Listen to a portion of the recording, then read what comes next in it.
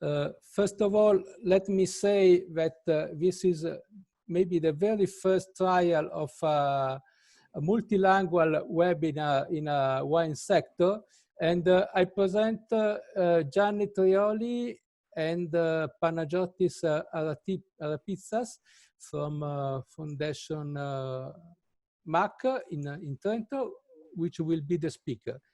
The program is, first of all, an introduction by Gianni on the Internet of Things solution developed in the framework of this European project. Thank you, Giuliano. Let me just get the screen. I hope you see the screen in correct ways. We see you perfectly. And so thank you for giving me the first page in this webinar. I start presenting very quickly and very shortly what is IOF 2020, Internet of Food on Farm, this European program that sees Vinidea, among others, as partner. This is a quite big project with coordinator is Wageningen University in Netherlands. There are 71 partners organization in 16 countries of Europe.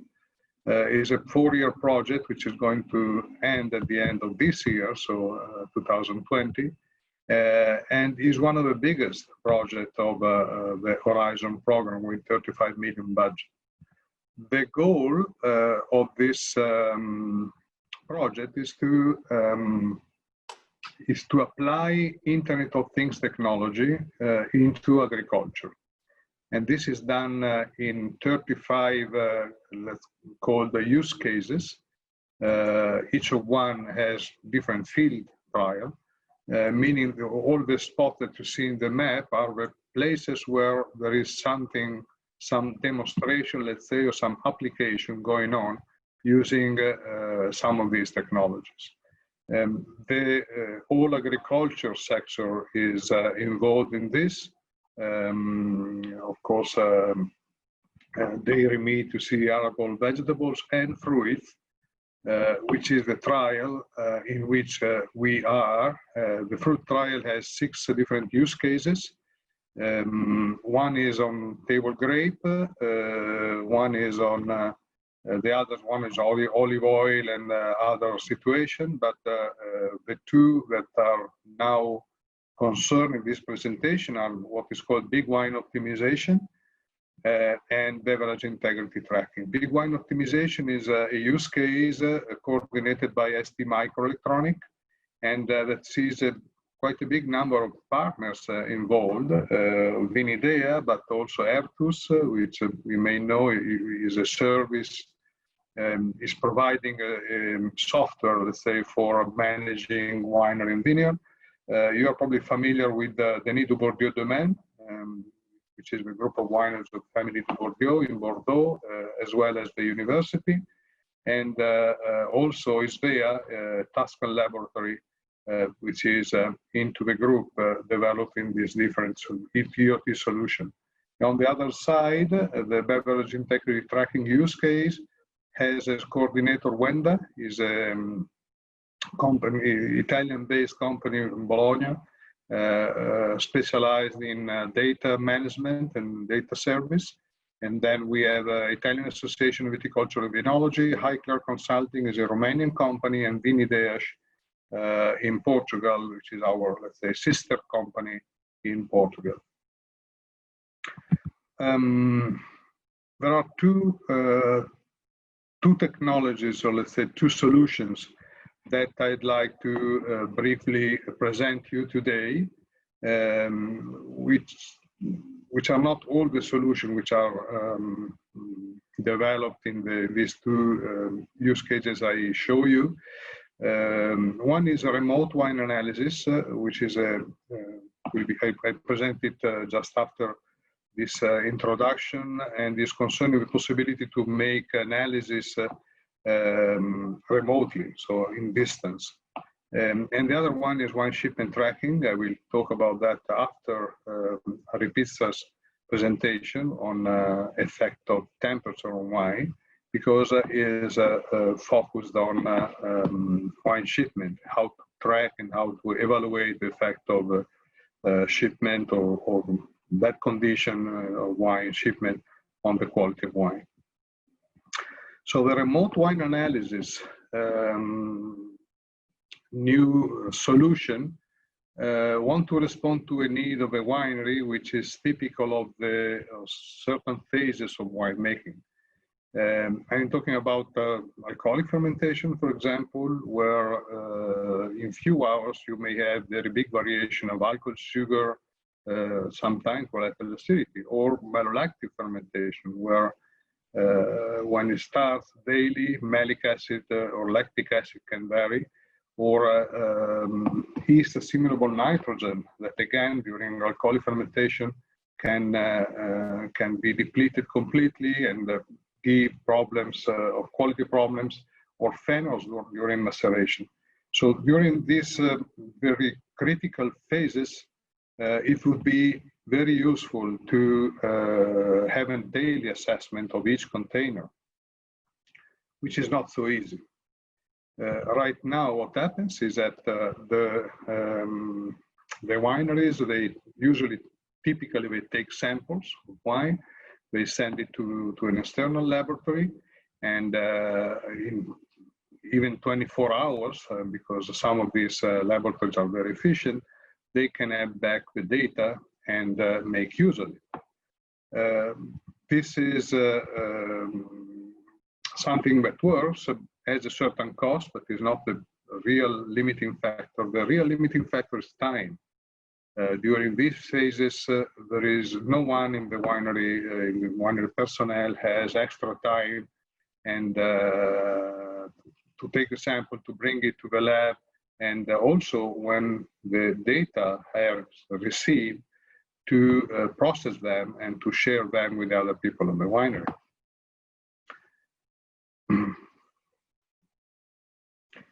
The other situation, this is typical of small, medium wineries, but larger wineries can think to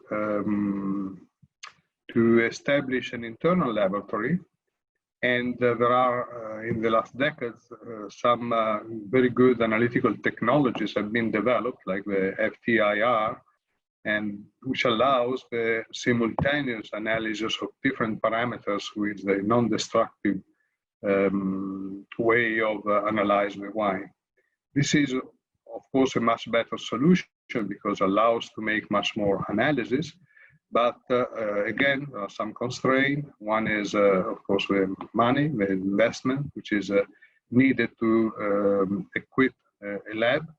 But the most important limiting factor is personnel. We need here specialized personnel with a specific expertise, able not only to run the analysis, but also to interpret the data and to share the data with the other people of the group. Most wineries are part of the wine group with different wineries in different locations, maybe in different countries. And another part of the work, of the analytical work, is to collect the data obtained by the different machine, put them on an internet. Gianni. Yes.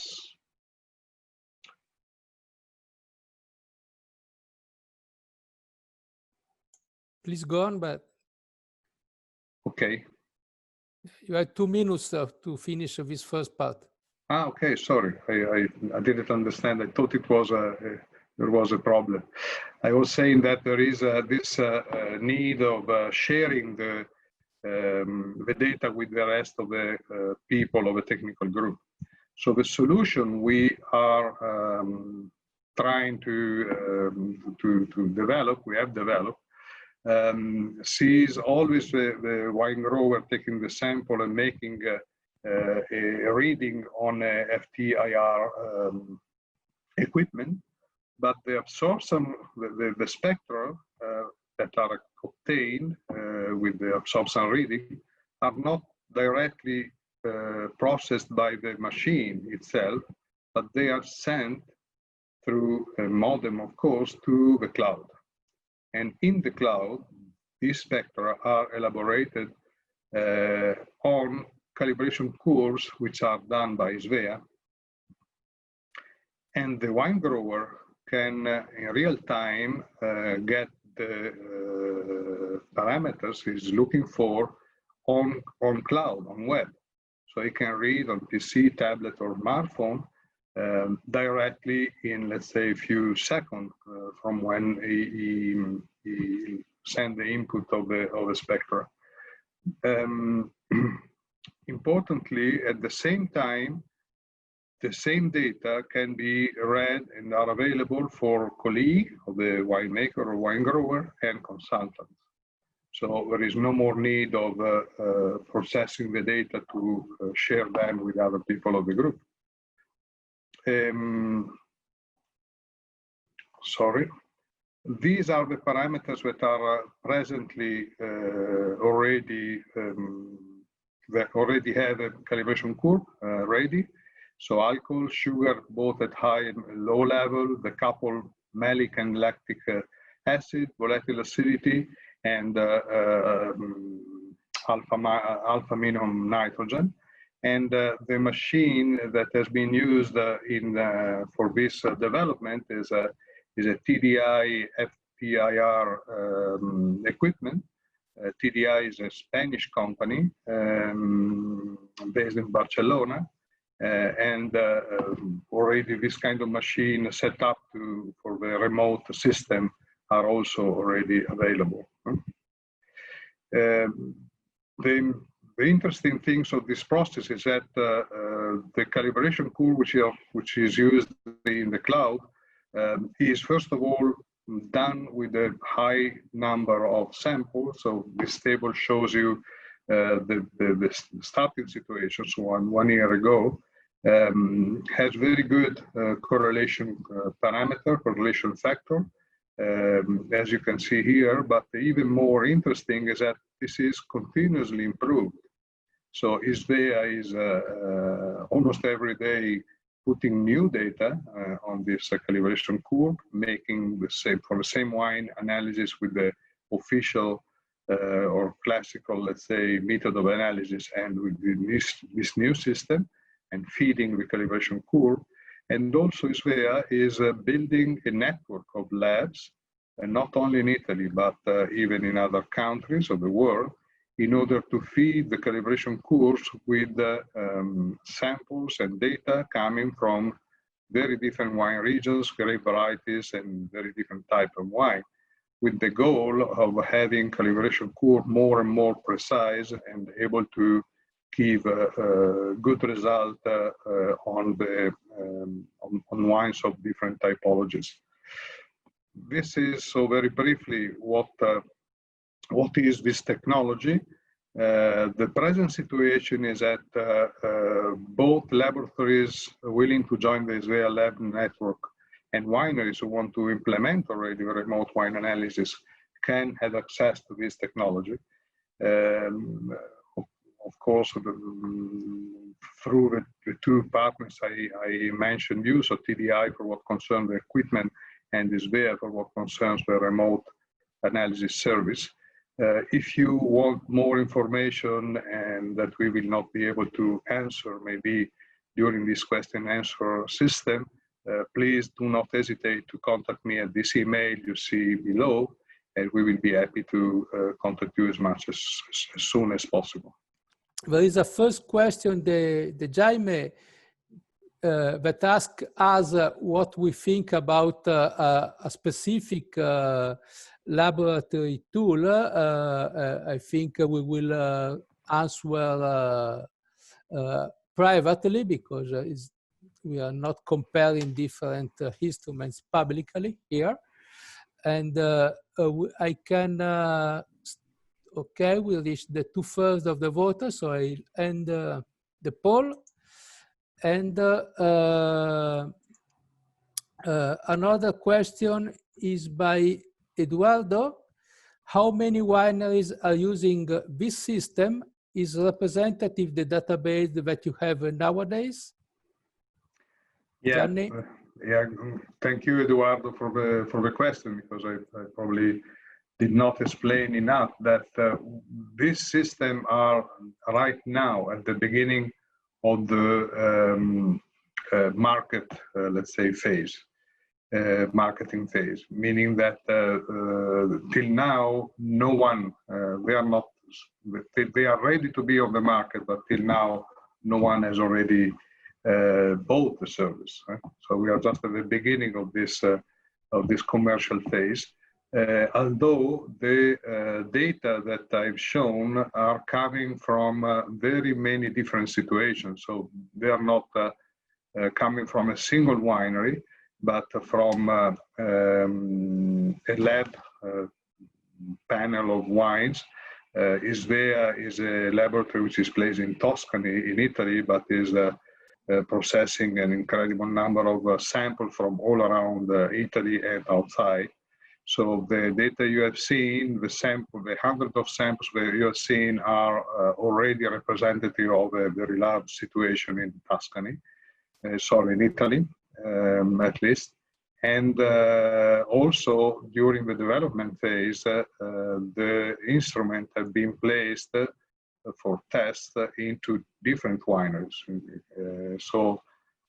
Of course, so just to answer, yes, it's a representative of enough vast situation of wines and types of wine, but is not yet representative of different wineries' use. Thank you, Gianni. And we have the time for another question by Emmanuel. What happens is there are not many wineries in a region contributing with samples and rare varieties, and also he asked about the cost of the service.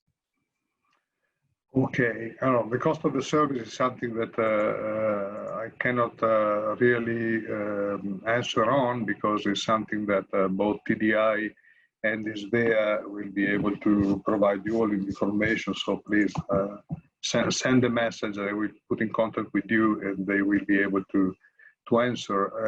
On the other side, we have seen that in addition to wineries who can start using the system, Isvea is working with laboratories who are usually analyzing a significant number of samples from a country and or from a region. So the choice of creating a network of lab responds exactly to this question in order to be able to collect and have data in the calibration curve with a significant, enough significant number of samples for each type of wine, let's say. So that should be something little by little overcome in all situations. Okay, and Gonzalo is asking if it's necessary an equipment for each winery, a spectrophotometer for each winery. Yes, the absorbance reader must be in every winery. Okay, and last question, how to manage the matrix effect in the FTIR measurement, how to calibrate the measurement? Question by Paul. Yes, that is part of the let's say, of the service, because when a new user enters into the system, of course, there is a phase where both Isvea and TDI work together to make sure that the data coming from that specific machine, the data that are coming from there can fit into the calibration curve done by other machines. So actually there is a calibration phase at the beginning. Okay, thank you very much, Gianni. I let you answer privately to the other question pending in the Q&A box. And I ask you to stop video sharing, and I ask Panagiotis to share his videos to start his presentation. Thank you very much.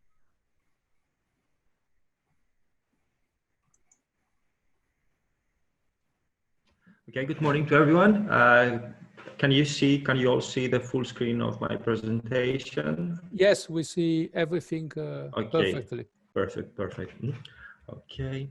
So good morning to everyone. My name is Panagiotis Arapitsas, and I work as a researcher in Fondazione Tutmach. And today I'm going to give you a short presentation about wine storage. So I guess more or less we are all familiar with the optimum temperature condition to store and serve a wine, which generally includes temperature between 6 and 18 degrees. That thing, of course, depends from the style of the wine. And then while the wine is still inside the winery, everything is well controlled, both by legal limitation and of course the various internal protocols that each winery has. Once the wine is outside of the winery, storage and aging is left in the hand, the knowledge and the professionality of the various persons that they work in the transportation, the distribution, restaurant, wine bars, supermarkets, and of course also the consumers. Theoretically, everything should go smooth and without any problems. But let's see two situations that things might not go so well. So one thing is about long distance transportation and very short thermal shocks that can happen. So often cargo ships, when they need to do long distance transportation, let's say, for example, from Europe to Australia or the opposite, they might have to stop in big ports like the one of Malaysia for a few days and exchange containers. So often like the containers might stay in situation like this between 1 or 5 days, sometimes even more. And the temperature that they will arrive to the containers might be easily around to 40 or 45 degrees. So wines might have to get this thermal shock of high temperature for a very short period. Another situation is what might happen to the bottles of the wine in a restaurant, in a wine bar, and of course also in an apartment that often might pass long period of storage at suboptimal condition for the storage of the wine, but for good condition for the human well-being, so around 20, 25 degrees or even a little bit more higher. So yes, wine is a long-term storage food with a lifetime that can vary from few months to several decades, but that doesn't mean that we can store the wine without any control and store it as we want. Okay, so wine, it is not an any-term storage food. We need also to care about that. Let's see four things in general, four issues in general about wine storage. The first one is dealing with the color of the wine.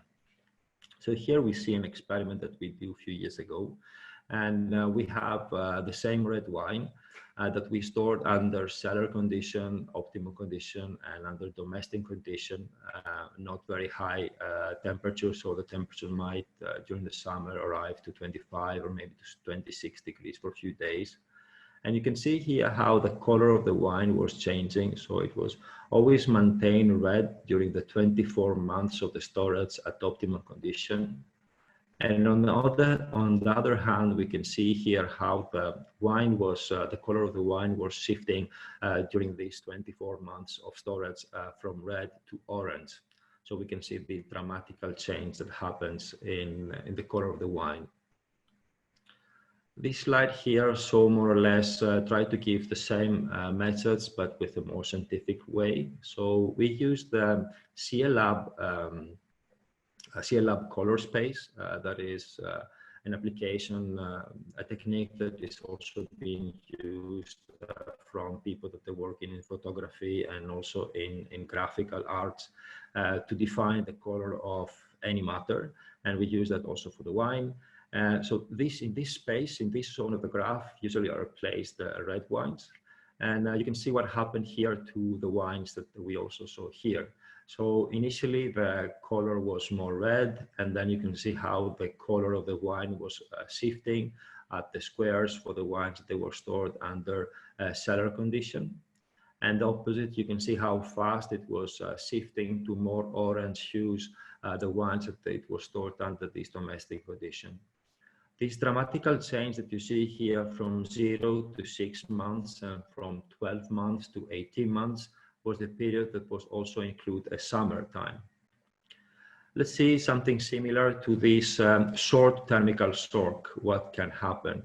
So here we have again a red wine. So we are again in this part of the CLab color space. Here we have initially the color of the control wine, and then the same wine, how its color was changed as it was stored for 13 degrees for 10 and 90 days.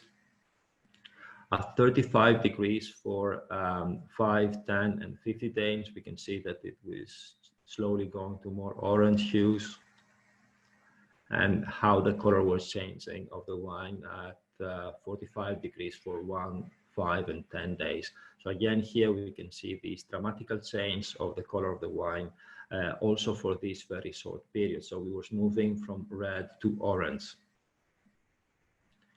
Here is the same experiment for a white wine. So for the white wines, we are not anymore in this zone, but we are in this zone. So white wines have this green or very transparent or yellow color hues.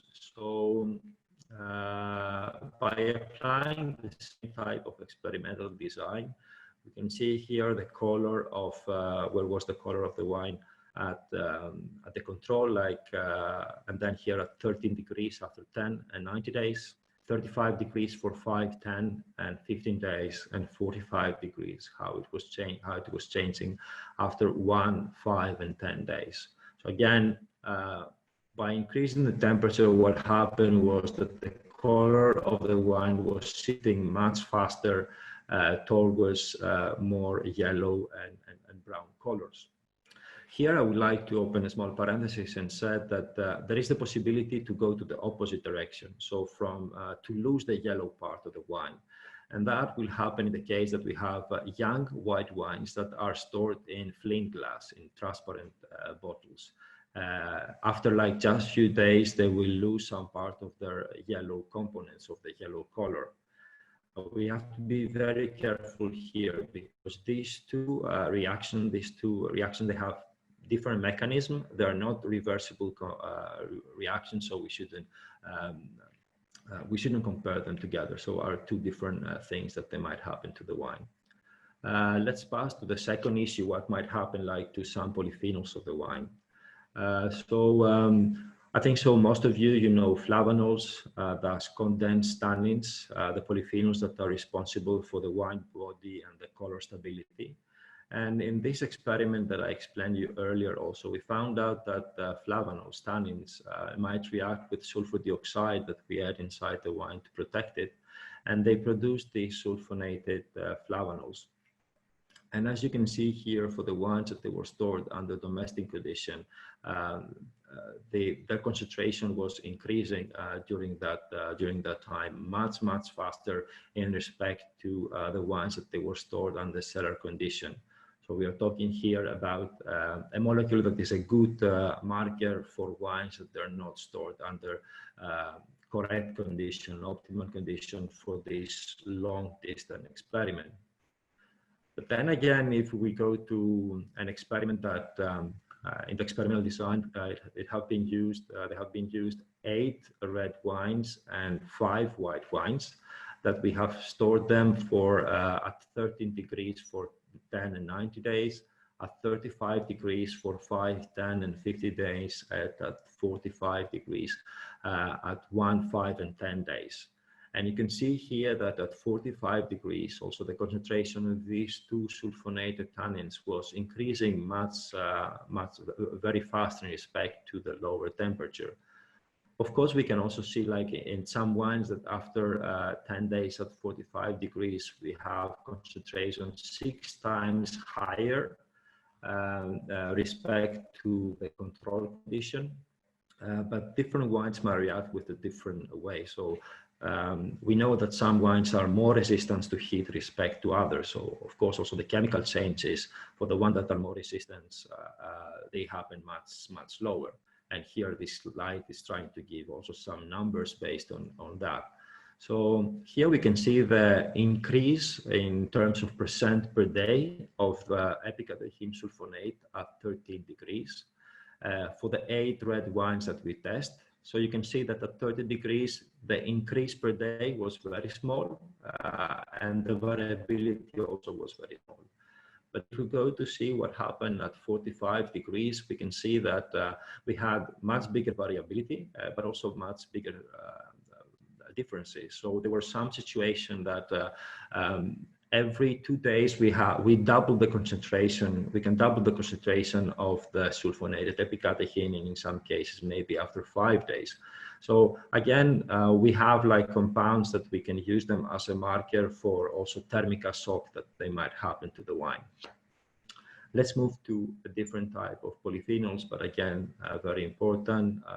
Going to talk a bit about anthocyanins. What might happen to the anthocyanins, the red pigments of the grapes in the wine. So at optimal storage condition, anthocyanins will react with flavonols, and they will give these type of compounds that they continue to have like the red color of the wine, as exactly we see here. But if we store the wine under higher temperature, what will happen is that the reaction with anthocyanins will give different reactions, and they will produce this type of pigments that we can call them pinoteins. And they have an orange color, like very close to the color of the wine that we see here. So again, like here, we can have another marker that we can use for wines that they stored under not optimal condition. Now let's move from phenols to volatile compounds, the aromatic compounds that and see how they behave in higher temperatures. So this group of metabolites includes terpenoids, higher alcohols, aldehydes, noisoprenoids, esters, and so on. And for the 8 red wines and the 5 white wines that they were stored under this condition that I also explained you earlier, we measured the majority of them, and we saw between the markers that we had TDN. So TDN is a well-known volatile compounds and is well-known in enology, and is associated with both positive and negative attributes in both white and red wines, and commonly is known for this kerosene and petrol aroma in Riesling wine. So at low levels of concentration, TDN is desirable, but at higher concentration will dominate the wine and will cover the fruity and the floral aroma that the wine might have. And we also know that for the grapes that during the maturation they had higher temperature, this type of metabolites like TDN will be much higher for the wines that they will produce. But the same thing will happen also, as we can see here, for the wines that they were stored at higher concentration, and that will happen both for red and white wines. So it's again a very good, TDN is again a very good marker for wines that they exhibit a thermical shock. Vitispiran is a very similar compound as TDN, and again you see that it has a very similar behavior. On the other part, the molecules the volatile compounds that are well known for the positive character, like linalool, that is a terpenoid, and also an ester that will give like fruity aroma to the wine. We can see that at 45 degrees, the concentration of both esters and terpenes, it was decreasing much fast. And again, we can see that some wines are more resistant respect to the others, something that is also well known. So what we can generally say that might happen to some wine is what I also tried to describe you also earlier. So initially we have like the fruity aroma and the flowery aroma that dominate to the wine, but as the wine is aging, this one will fall down, the concentration will fall down, we won't feel them so much, and it will start slowly to dominate the smells of TDN. For these type of the wines. So if we store the wine at higher temperature, all this reaction will happen much faster, and we will accelerate the lifetime of our product. Finally, another marker that we found for the wines that they exhibit this thermic shock was furfural. So again, here you can see that furfural was increasing much faster at 45 degrees. And furfural is well known for these caramel notes that it might give to the wine. And it's good to find it maybe to sweet wines or some wines that we want to have this oxidized character. But for fresh, especially for fresh wine, this is considered as a mistake to have like this this marker, this molecule inside the wine in high concentration. So the final talk is a little bit to talk about the chemical age of the wine. So in enology, we use the term age to describe the number of the years passed from the vintage. And but also we can use this term of chemical age. So theoretically, under optimal condition, optimal storage condition, the chemical age of the wine should be the same as the wine age, and is what also the enologists and the winemaker desire to have. It should be also the period that will have like we will have the wine at a longer period in the market. We have a longer time.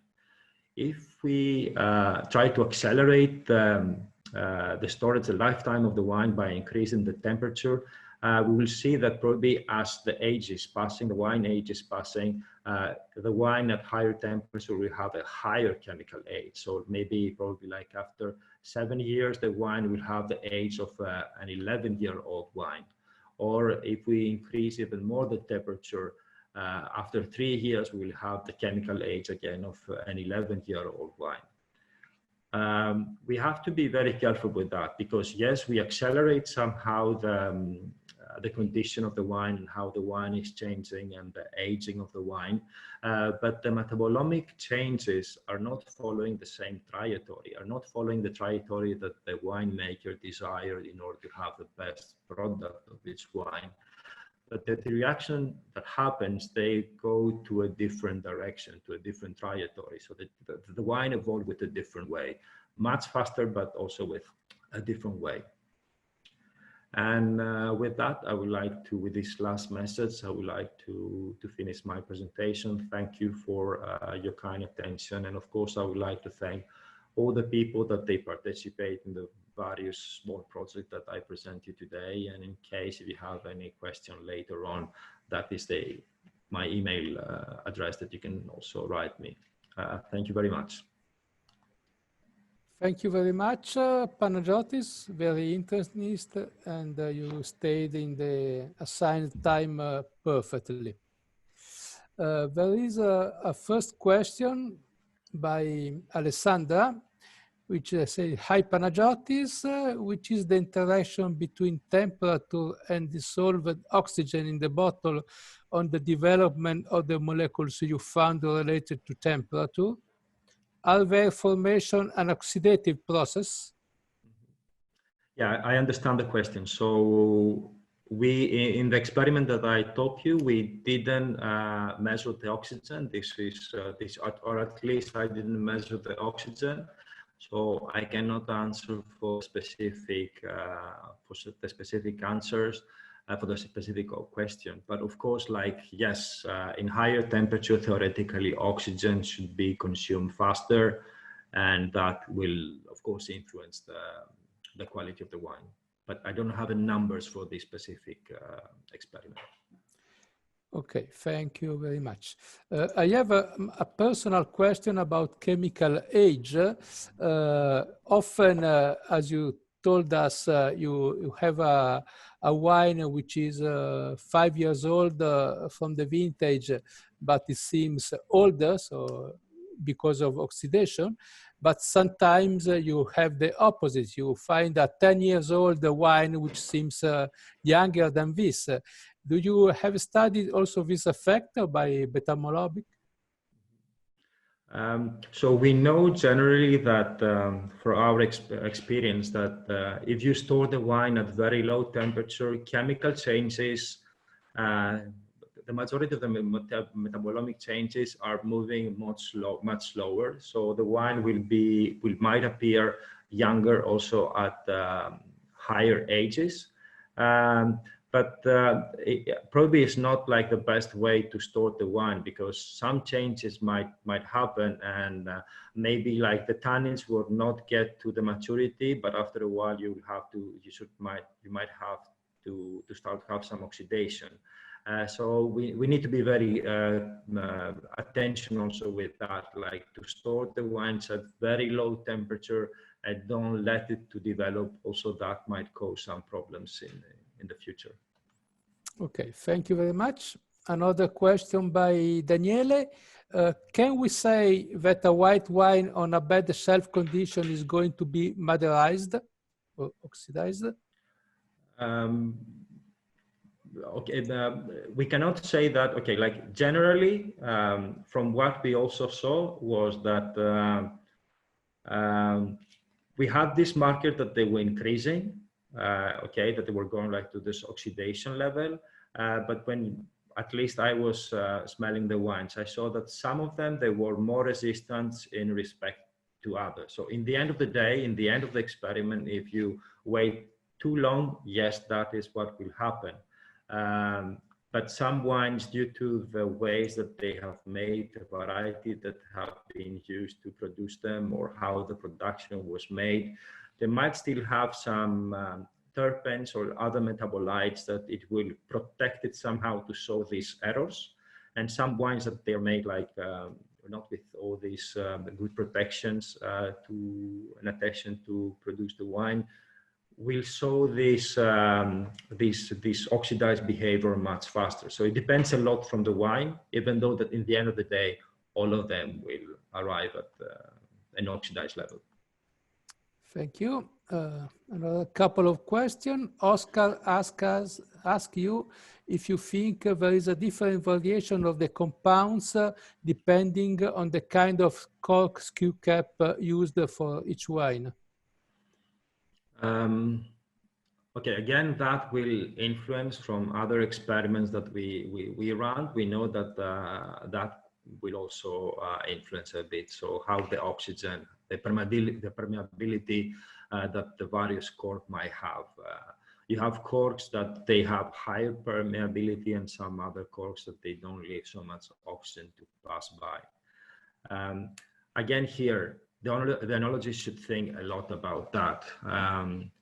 Sometimes we also have white wines that we know, the winemaker know that they will consume between 2 or 3 months after they exit the winery. So there we need like a cork that will leave some high permeability of oxide to make the wine ready after 2-3 months that the consumer will drink it.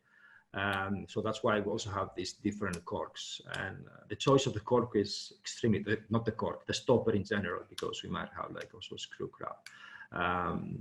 Is also very important for that. Oxygen plays a very, very critical and very important role in all these changes. Oxygen, temperature, light.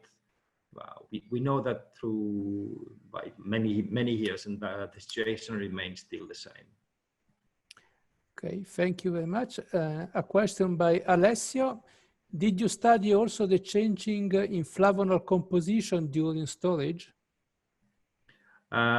Yes, so for the first experiment, what we saw was we had at higher temperature a release of the glucosides.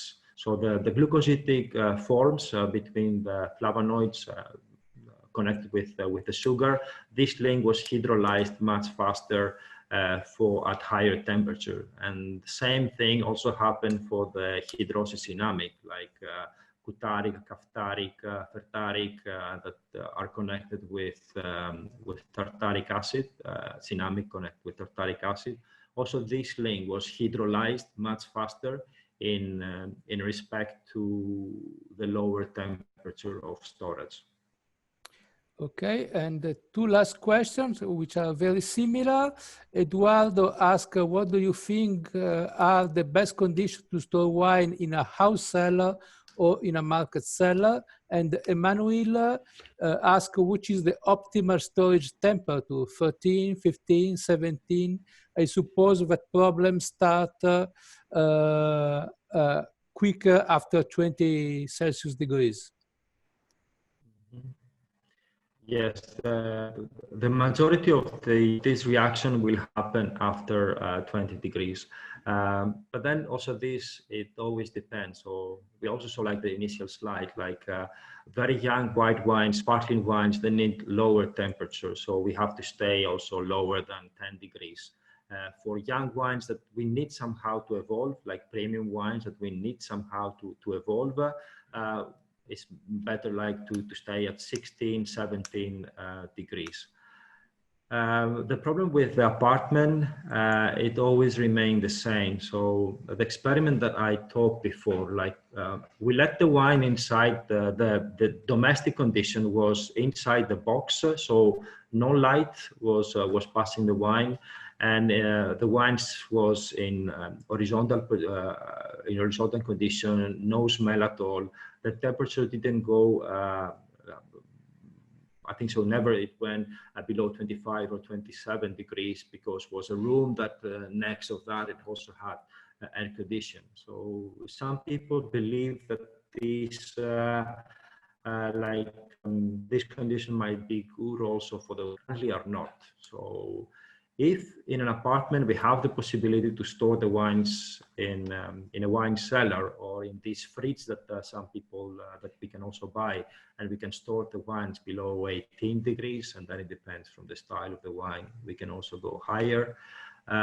My advice is always to drink it. So don't wait too long. It happens often, like I don't know, in the south of Europe, it happens very often. So when the father has a new child, or the parents have a new child born, they might buy a very important bottle of wine, and then they wait to open it when the child would be at 18, it would be the 18-year-old. If they won't manage to store this wine under good condition, it could be that they bought a wine that the cost was, I don't know, 100 euros, 200 euros. And if it was stored under optimal condition after 18 years, it could have like 1,000 euros price. But if they won't store it in good condition, like in suboptimal condition, its price will be zero, its quality will be zero. So we have to be very careful with that. I share your view, Panagiotis. So thank you very much. I let you answer some pending question. And I ask Gianni to share his screen to the last presentation of this webinar. And also to share his video, if possible. Here we are. Let's go. Thank you, Giuliano. Thank you, Panagiotis. It was a very, very informative presentation with a lot of new data also for what I know. So thank you, because that was a perfect introduction to what I'm trying now to present, which is the second IoT solution we have been developed together with Wenda and Vinidea. To respond to another need of wineries, that is essentially the question: what happens to my wine when it left the winery and before it reaches the consumer? So this is a period which is not so well managed by the wineries. Often is outside of their potential operation. And there are some potential accidents that can happen during this transportation. So we are talking about heating. With peaks, it can reach more than 60 degrees. That is something we have been directly measuring. Prolonged period high temperature, like Panagiotis was starting to commenting, or even extreme low temperature. That also can happen in some season and of course in some geographical regions. And more classical and not depending on the season are shocks, pallet that falls down, carton which are getting wet, so the wet loading, and all these accidents can happen. With which frequency? That's a good question, because I don't think someone knows exactly an answer. I show you some temperature that we have both measured or seen in the bibliography. So the upper one is a shipment of wine from Italy to Sweden in the first week, and then a week later a delivery of wine to Italian client in the same, more or less in the same region. We see here what typically happens during when we have a sunny day, let's say, when we have sun which is heating the truck, we have actually big peaks. Sometimes the peaks can reach 30 degrees, 30 degrees magnitude. And typically they go up, the peak is about 2 o'clock in the afternoon and then goes down to the night. That happens every sunny day during the summer period. In some cases, it can be lower, the difference. Some cases even not very significant, but it happens more or less every day. The second example I show you is a shipment of wine from Italy to China, till here. And in this case was put into a full container shipment with what is called a thermic cover to reduce the daily variation. And actually it worked, as you can see here, because even in the first days when the load was not yet on the boat, on the ship, we had some variation, but not so big as we can see on a truck. And we see that more or less during the whole time till the end of the transportation, we have a kind of constant temperature around 30 degrees Celsius.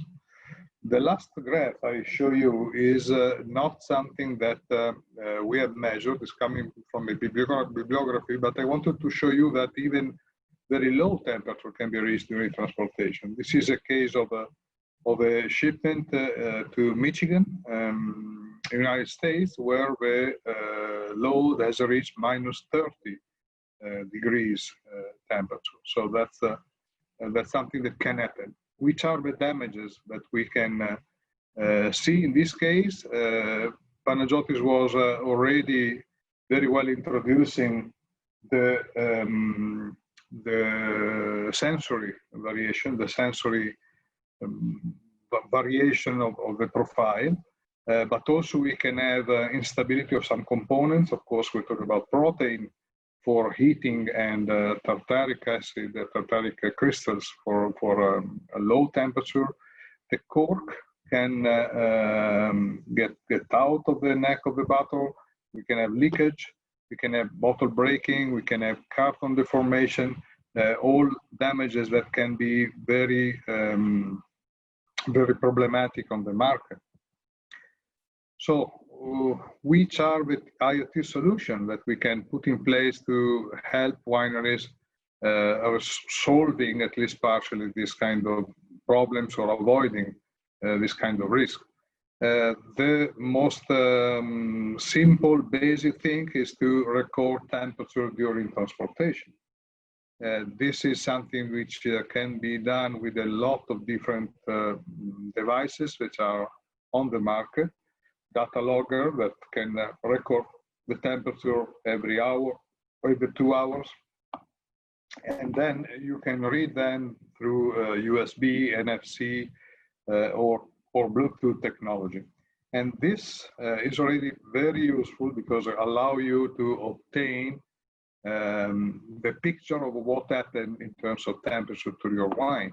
This, for example, is a graph we obtained with one of these devices, and which is showing the temperature of a load from his starting point in Italy to the different warehouses, to the port of Genova, and then finally on the ship, and then the travel of the ocean to United States.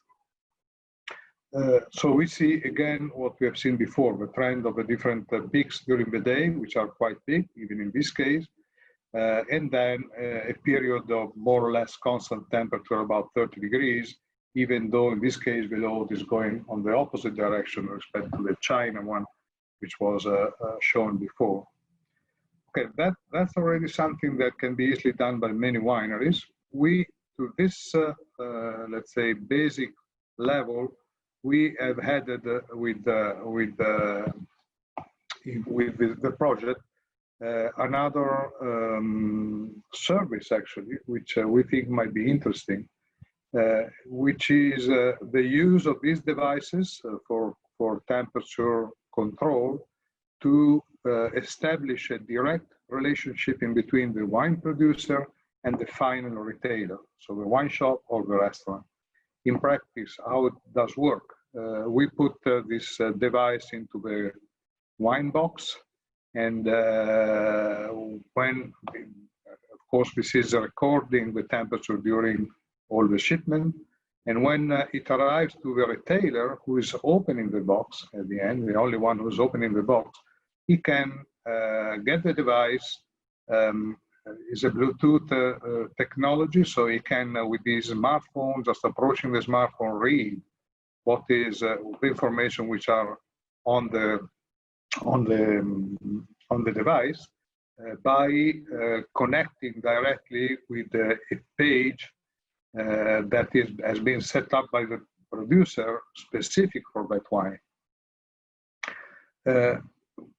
So the winery, by this way, receive the database with the data set of temperature, so knows what happened. If something very bad happened, he can send the alert to the retailer in order to avoid having a product which on the market which is not appropriate, is not representative of the quality of that type of wine, but also can send information on the wine, marketing information, all the different story, for example, of the wine or news about the winery. And the retailer in this relationship can make directly the producer aware of bottle faults, like cork stain or of course broken bottles or cork exit or cork leakage, and can also provide consumer feedback, his own opinion, but also bad and good opinion of the consumer to the winery. So that can be something with some marketing value on that can be attached, let's say, to this temperature data logger. Another step. The 2 minutes, Gianni. Okay. The two examples I've given before were supposing that you have someone at the end of the shipment that is reading your device or sending it back or doing something. And that is not always the case. So we have developed another device and another technology. This other device has other sensors, mainly shock, humidity, and geolocation. But the most important thing, it has a modem. So through the, let's say, telephone network, is directly sending to the cloud these data, and the winery can, on real time, in every step, see which are the conditions which have been suffered till now and where is its load. So that's another step forward, which make even easier and, let's say, more independent the control of the shipment by the winery. I'm going now to another service which is parallel to this, which is very much related to what Panagiotis was presenting before, because we have also set up, together with Vinidea, a quality control of the wine after shipment, meaning that we actually, once we know which have been the temperature variation that the wine has suffered during the shipment, we can reproduce that in a climatic chamber in lab condition and give the winery the let's say the profile of the wine after what has suffered during the shipment. I show you some data just to make you understand what can be the result of the heating and the result of the analysis. So this is the famous week we have seen before in Italy, from the warehouse to the port of Genoa. We can reproduce this kind of trend on a climatic chamber program. And in this specific case, this variable heating has been applied to 3 wines, 2 white and 1 red, 2 of 2019, the Orvieto and the Chianti, and 1, the Chardonnay from 2018. After this heating, there was physical observation, chemical analysis, and sensory analysis. So by visually, we can already see that in this case, the cork were exiting when were raising up from the neck of the bottle. And that's something that happens very often when the temperature goes above 35 degrees, 40 degrees. So it's something that can easily happen when you have heating which are not the most important heating we can see. In the other 2 cases, it was a screw cap, so we didn't see this effect. Sensory analysis has been done with a simple, let's say, preference test in between the non-treated and the treated wine. And in 2 cases, in 2 wines, so the Chardonnay and the Chianti, we have found significance, statistical significance of the difference. So the wine were different. And in both cases, the difference was, the preference was in favor of the non-treated wine. But what might be even more interesting is the chemical changes that have been seen. These are, okay, spatter graph, just to explain how it is. So what you see here is the percentage of variation of the treated wine on the non-treated wine. So if you had 20%, for example, means that this compound increased 20% compared to the non-treated wine. So color parameters do not change so much. If you can see, this is the red wine. We had some little variation on some compound, and nothing very significant. The same for the white wines, where you may have some reduction of brightness in one of the 2 wines, for example, or other indexes can vary. But again, it's not so easy by visually to recognize the effect of the treatment. Even when we go to other parameters like SO2 or acetaldehyde or succinic acid, we see some differences not in all wine. For example, in this case, SO2, free SO2 only was reduced by 20% in the Chianti, not in the other 2. But again, it's not here the main evidence of the effect of the heating. But when we go on the volatile compound, things are changing very much. So these 2 graphs are related to different scales. So here you can see the increase, and you see the increase is 100% up to 1000%, meaning that at this point, the treated wine is 10 times higher in content of this compound respect to the non-treated. And this graph on the other side, on the right side, is the reduction. So this is 0, this is minus 100%. So a wine which has a compound which is here means that has totally disappeared because of a treatment. So what is very evident is that the wines are different. It's very evident there are some wines, like here the Chardonnay, which has a huge increase of certain parameters, more than 10 times, to be clear. For other, like the Orvieto, the increase is for some compound, or not so generalized. The Chianti, for example, has almost no increase in all components. But when we go into the reduction, we see again very big difference in between the wines, but also that many compounds in all wines are totally disappeared. In some wines, isoamyl acetate, isobutyl acetate, for example, are 0, and other compounds. That is a situation that is not only for esters, like in this slide, but also for terpenes, as we can see here, and also other compounds related to defects can vary. Like in this example, for Chardonnay had an increase about double of the dimethyl disulfide, which, depending on the quantity, can be a defect or an enhancer of aroma. And in other cases, like in this cases, the Orvieto has a significant decrease in vinyl phenols, for example. So temperature, heating is changing the wine in a very significant way. And we can now determine it and make clear what happens.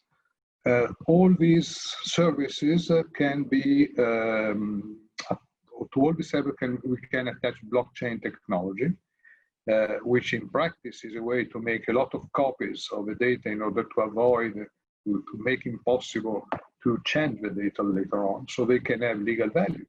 And that might be another important thing in case we can encounter legal problems, disputes with our client or a partner in the distribution system. And ongoing is the preparation of other two services. One is a benchmarking. When we will have enough data, we may be able to predict the situation in a certain season to a certain destination, and that may help the winery to better choose the way of sending. And also insurance company right now have difficult to propose policies because they don't have enough data.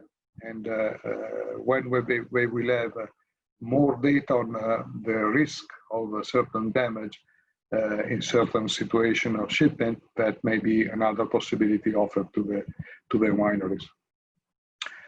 So that's the end of fermentation, the end of presentation. And as before, I invite you, if you have more specific question, to write me a message and to have more details on what can be happened. And of course, if there is any question I can answer now, I'm ready to do it. Thank you very much, Gianni. A question by Gunnar that asks if a temperature certificate of the shipment will be available. I don't know exactly what's the meaning of a certificate in this case, but as I was saying, this data logger, so the data set coming from these devices can be attached to a blockchain technology. And this kind of data, when it is, let's say, processed by this technology, is not changeable. So it has actually legal value. No one can discuss about the fact that there are not real data. So that is something that is possible to do. Of course, it must be done before starting the shipment. Must be attached as a service to the device at the beginning. So that is, in my opinion, can be defined as certification. And I don't know if was exactly the meaning of the question, but yes, I think so.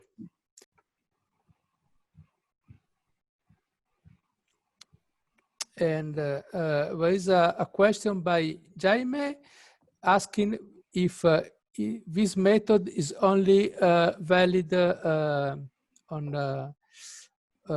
a posteriori, how can say in English, on the back way, ex post. I think Jaime is referring to the quality, let's say the evaluation of the quality variation. Yes, that's a method that, like it has been described, is done after. So when the winery has available the temperature trend during the shipment, he can of course go to a lab and ask to make the simulation in lab condition and get the analysis. Although, as I was mentioned at the end of the presentation, we expect to see a certain common trend into wines, meaning that we expect to see that above 45 degrees for a certain number of days, all the wine have a certain degree of variation. Maybe different, but they vary. So we expect in a while to be able to give a sort of benchmarking for statistical service, meaning, listen, we are in July, you are sending to China. We know that in 50% of the cases the wine get a variation, and that's the information that the winery can use. So there are the two ways of using this kind of information coming from the temperature to stress simulation. During this time, we have another question by Emmanuel asking if the Joydin can give information even from the inside of a container. Will it only be sent once unloaded? Yeah, good question. And it's right. Unfortunately, the modem is not able to send the data set to the internet when the load is still into the container. So what usually happens for this kind of shipment, so intercontinental typically, that we start having the data when it is the load is out of the container at the arrival step. But of course, even if we cannot see this, we cannot see real time during this time, the sensors are recording the data. So once it is out of the container, we can get all the data which have been recorded during the shipment. Okay, and a last question from Celeste. With a high peak of temperatures, red wines have a different behavior from white wines? For sure, yes. Panagiotis was already showing very interesting, good examples of how certain components of the red wines, of phenol, can have a specific role, a specific way of reacting and evolving, and also was showing some very sure market of temperature. I'm talking about the sulfonated flavanols. So yes, they vary in a different way when undergoing thermic shock, heat shock, but also within the red and within the whites, we have seen so much difference. Again, the graph that Panagiotis was showing you were showing a very big variation between the different wines, if you remember the histogram.